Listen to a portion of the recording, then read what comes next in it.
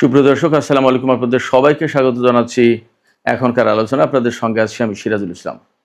দর্শক, দুটো গুরুত্বপূর্ণ খবর আছে।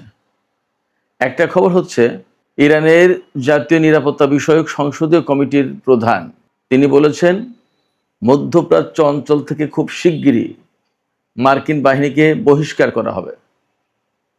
খুবই গুরুত্বপূর্ণ কথা। যখন ডোনাল্ড ট্রাম্প ইরানকে ভয়ঙ্কর হামলার জন্য হুমকি দিচ্ছেন, তখন ইরানের পক্ষ থেকে এই কথা বলা হলো এবং বলছেন কে? ইরানের সর্বোচ্চ জাতীয় নিরাপত্তা বিষয়ক সংসদীয় কমিটির প্রধান। আর আরেকটা গুরুত্বপূর্ণ খবর জাস্ট এই কিছুদিন আগে এসেছে, এখনো মেইন স্ট্রিম চ্যানেলে আসেনি। সেই খবরটি হচ্ছে ইরানের উপর থেকে বেশ কিছু নিষেধাজ্ঞা প্রত্যাহার করেছে মার্কিন অর্থ মন্ত্রণালয়।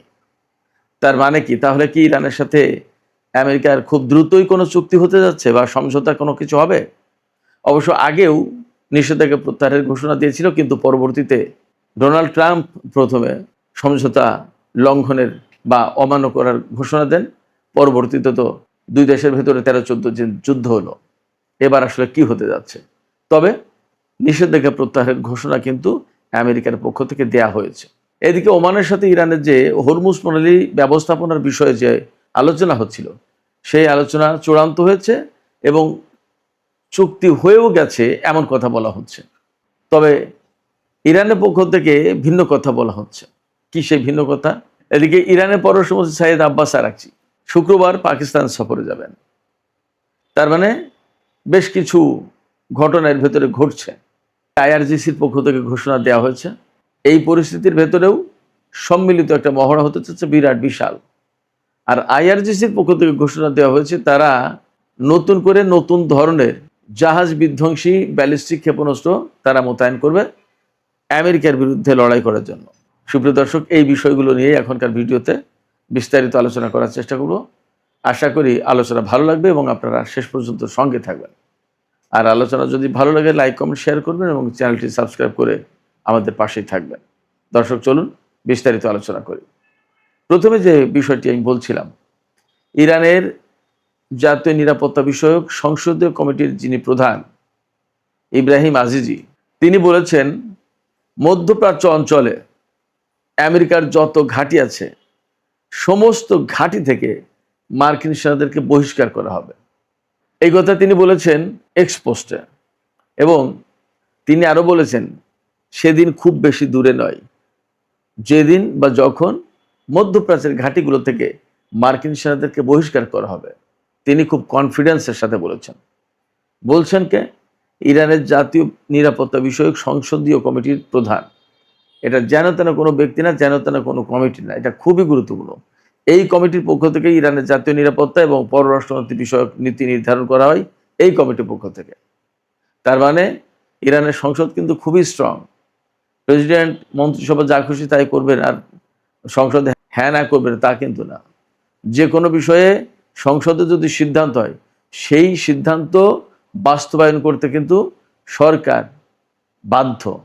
এই যে কথাটা, এই কথাটা কিন্তু খুব গুরুত্বপূর্ণ এবং ওজনদার কথা। আমরা এই কথা কখন শুনছি? আমরা যখন বিভিন্ন গণমাধ্যম থেকে খবর পাচ্ছি যে ইরাক, কুয়েত, বাহরাইন, কাতার এবং জর্দান এর বহু ঘাঁটি থেকে, এই সমস্ত বহু ঘাঁটি থেকে মার্কিন সেনা এবং বিমান প্রত্যাহার করা হয়েছে। এবং এই সমস্ত বিমান আর সেনার অনেক কিছু ইউরোপের কোনো কোনো দেশে পাঠিয়ে দেওয়া হয়েছে, আর কোনো কোনো বিমান এবং সেনা ইসরায়েলে রাখা হয়েছে। আমি এই কথা দিয়ে বোঝাতে চাইছি এই যে ইরানের পক্ষ থেকে কিন্তু আমেরিকার উপরে এই যুদ্ধের ভেতরে প্রচণ্ড রকমের চাপ সৃষ্টি করা হয়েছে। এই চাপ সৃষ্টির কাজটা কিভাবে করা হয়েছে? আমেরিকা ইরানের উপর হামলা চালালেও ইরান হামলা চালিয়েছে, আবার ইদানিং আমেরিকা হামলা না চালালেও ইরান হামলা চালিয়েছে। ইরান যখন মনে করেছে যে কুয়েতের ওই ঘাঁটিতে হামলা চালানো দরকার, ইরান কিন্তু এই কয়েকদিন তাই করছে। যদি ইরান মনে করেছে জর্দানের ওই ঘাঁটিতে হামলা চালানো দরকার, তাই করেছে। আমেরিকা ইরানের উপর হামলা চালাক না চালাক, যুদ্ধের ধরন কিন্তু পাল্টে গেছে। এবং আমরা এই যে ধরনটা দেখছি, তার মানে হচ্ছে আমেরিকা কার্যত তার শক্তির সামর্থ্য অনেকটা দুর্বল হয়ে পড়েছে। এরই প্রতিফলন হচ্ছে এই যুদ্ধ না করা, কিংবা ইরান যে পরিমাণে হামলা চালাচ্ছে তার প্রতি উত্তরে প্রয়োজনীয় হামলা না করা। এবং আমরা তো দেখতেই পাচ্ছি, প্রচুর খবর আসছে মার্কিন গণমাধ্যমে, পাশ্চাত্যের গণমাধ্যমে, আল জাজিরা, মিডল ইস্টের বিভিন্ন গণমাধ্যমে, যে আমেরিকার হাতে যুদ্ধের রসদ, অস্ত্র, সামরিক সরঞ্জাম অনেক কিছু কমে এসেছে। ইউরোপীয় কমান্ডার প্রধান তো ঘোষণায় দিয়েছেন যে একসাথে ইসরায়েল এবং আমেরিকাকে নিরাপত্তা দেওয়া সম্ভব না, যে কোনো একটাকে নিরাপত্তা দিতে হবে। ইসরায়েলকে নিরাপত্তা দেবো নাকি আমেরিকাকে নিরাপত্তা দেবো, সেই সিদ্ধান্ত দেন। তিনি মার্কিন হাইকমান্ডের কাছে চিঠি লিখেছেন। এবং ডোনাল্ড ট্রাম্প ইরানের বিরুদ্ধে কোন অপ্রচলিত ব্যবস্থায় প্রচণ্ড রকমের শাস্তিমূলক পদক্ষেপ নিতে পারবে, সেই পথ খুঁজে পাওয়ার জন্য আমেরিকার কমান্ডারদের কাছে ইমেইল করা হয়েছে। তাহলে চিন্তা করেন, আমেরিকা আসলে খুব ভালো অবস্থায় নেই এবং তারা মধ্যপ্রাচ্যে যে সমস্ত ঘাঁটি গড়ে তুলেছিল, এই ঘাঁটিগুলোতে একেবারে বেশিরভাগ চুরমার হয়ে গেছে। এই ঘাঁটিগুলো তারা ধরে রাখতে পারবে না। আপনারা শুনলে হয়তো অবাক হবেন, মধ্যপ্রাচ্যের 13টা ঘাঁটি, আমেরিকার 13টা ঘাঁটি মোটামুটি একদম শেষ। 13টা ঘাঁটি, খুব কঠিন অবস্থায় আছে আমেরিকা। এই জায়গা থেকেই ইরানের সংসদ সদস্য এবং জাতীয় নিরাপত্তা বিষয়ক সংসদীয় কমিটির প্রধান ইব্রাহিম আজিজ কথা বলতে পারছেন এবং তার বলার যথেষ্ট গ্রাউন্ড আছে বলে মনে হচ্ছে যে আমেরিকাকে খুব শিগগিরই মধ্যপ্রাচ্য থেকে বহিষ্কার করা হবে। দেখা যাক কি হয়। তবে এরই মধ্যে আরও কতগুলো বিষয় আছে, সেই বিষয়গুলো যদি এর সাথে রিলেট করা যায় তাহলে পরিস্থিতি আরও সহজে ব্যাখ্যা করা যাবে। আমি আগেই বলেছি দুটো শিরোনাম, একটা হচ্ছে ইরান জুড়ে বিরাট বিশাল সামরিক মহড়া দিতে যাচ্ছে, নৌবাহিনী, বিমান বাহিনী এবং স্থল বাহিনী, সব বাহিনী সংযুক্ত থাকবে এবং যৌথভাবে মহড়া চালাবে। আপনারা চিন্তা করুন, যুদ্ধের ভেতরে সামরিক মহড়া, এটা সাধারণ কোনো ব্যাপার না, অনেক গুরুত্বপূর্ণ ব্যাপার। এবং এই মহড়ায় ইরান অনেক গুরুত্বপূর্ণ নতুন নতুন অস্ত্রের ব্যবহার করবে এবং বিপুল সংখ্যক ক্ষেপণাস্ত্র পরীক্ষা করবে, এমনটা ধারণা করা হচ্ছে, ব্যবহার করবে।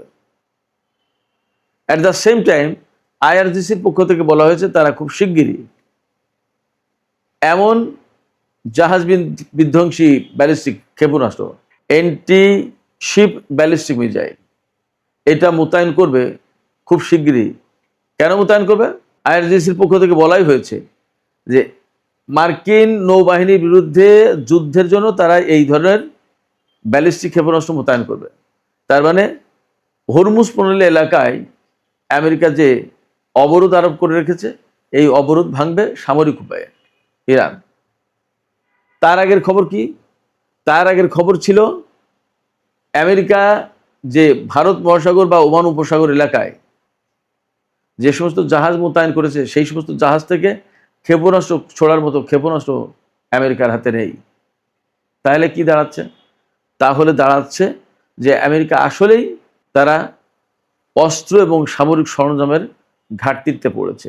এই অবস্থায় ইরান যদি প্রচণ্ড রকমের শক্তিমত্তা নিয়ে আমেরিকার উপর সামরিক দিক দিয়ে চাপ সৃষ্টি করতে পারে, তাহলে হরমুজ প্রণালী থেকে আমেরিকা তাদের নৌ অবরোধ তুলে দিতে বাধ্য হবে।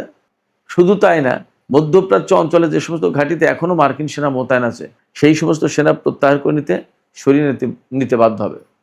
এবং আমি গতকালকে একটা ভিডিওতে বলেছিলাম, সম্ভবত এমন পরিস্থিতি হবে যে পুরো মধ্যপ্রাচ্য অঞ্চলের মার্কিন সেনা সদস্যদের তাড়িয়ে গুটিয়ে নিয়ে ইসরায়েলে জড়ো করবে।